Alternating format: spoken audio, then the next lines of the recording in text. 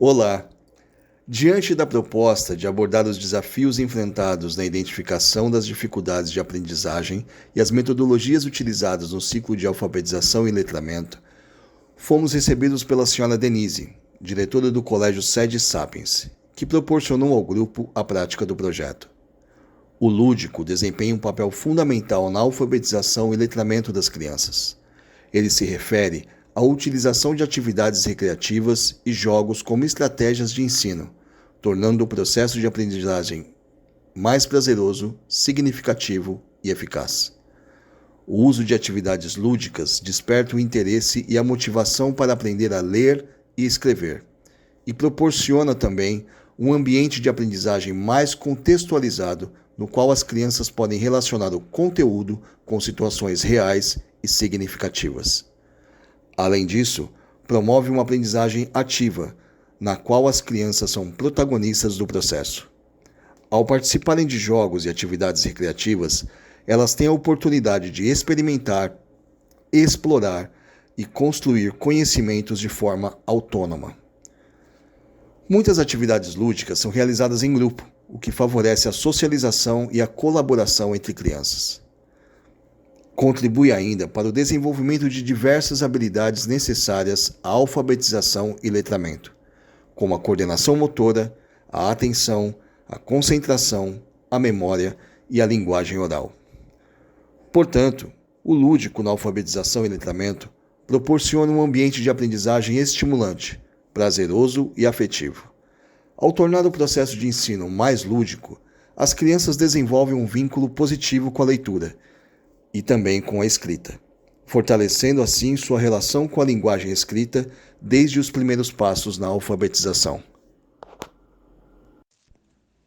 A ideia surgiu no momento em que sentimos a necessidade de deixar algo palpável para as crianças. Deste modo, confeccionamos sacolas de tecido TNT, com os dizeres sacola literária, com o propósito de aguçar na criança o desejo de interagir com os materiais colorindo as letras.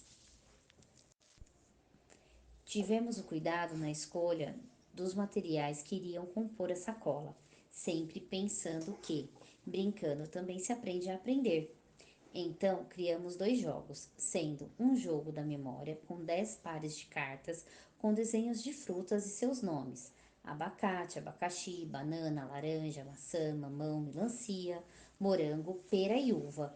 E o segundo jogo com cartas de sílabas que formariam o nome das mesmas frutas. Criamos uma revista composta por 3 atividades, como caça-palavras, cruzadinha, desenhos para colorir, dentre outras relacionadas ao tema alimentação saudável, que ao mesmo tempo agregassem conhecimento e lazer.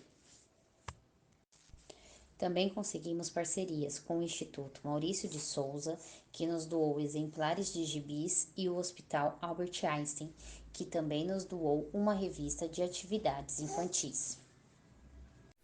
Olá, vamos falar do nosso plano de aula, desenvolvido para o projeto integrador, aplicado no Colégio Sede Sapiens. E a atividade escolhida pelo grupo foi a contação de história, e o livro escolhido, A Cesta da Dona Maricota, escrito por Tatiana Belinque.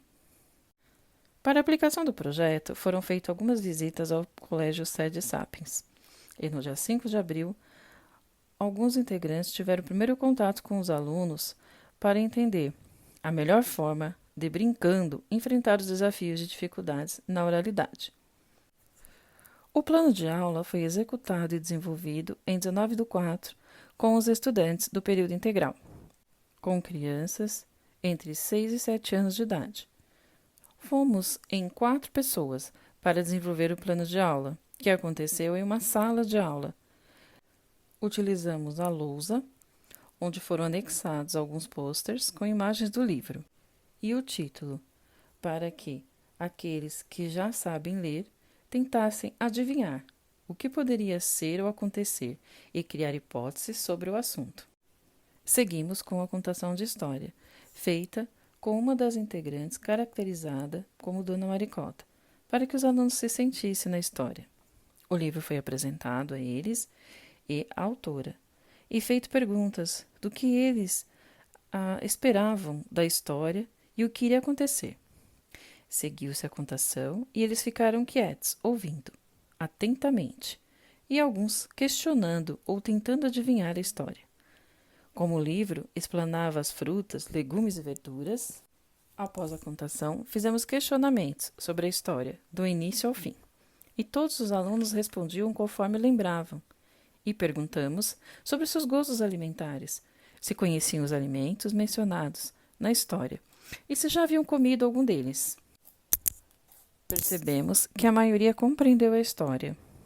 E em seguida propomos a eles a brincadeira de completar as frases que faltavam no cartaz que estava anexado na lousa, que continha trechos do livro, estavam ilustrados e os alunos foram completando, e ao final ia inserindo notas musicais coloridas para completar a imagem do texto cantando.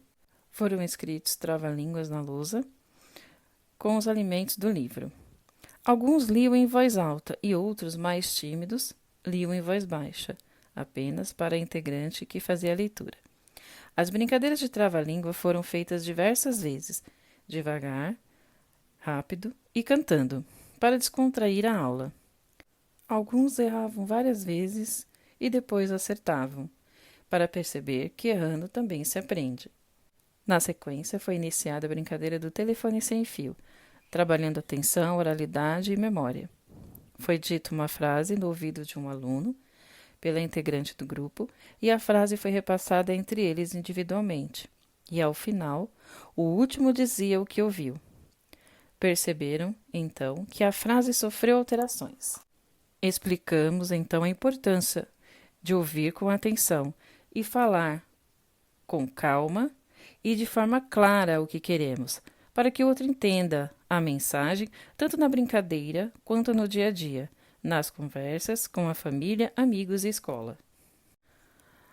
Após o término da contação e brincadeiras, apresentamos a sacola literária, confeccionada pelo grupo, e um de nossos integrantes fez a interação nos jogos de memória e montar palavras, brincando e solicitando aos alunos que lessem em voz alta, mostrando que brincando também se aprende.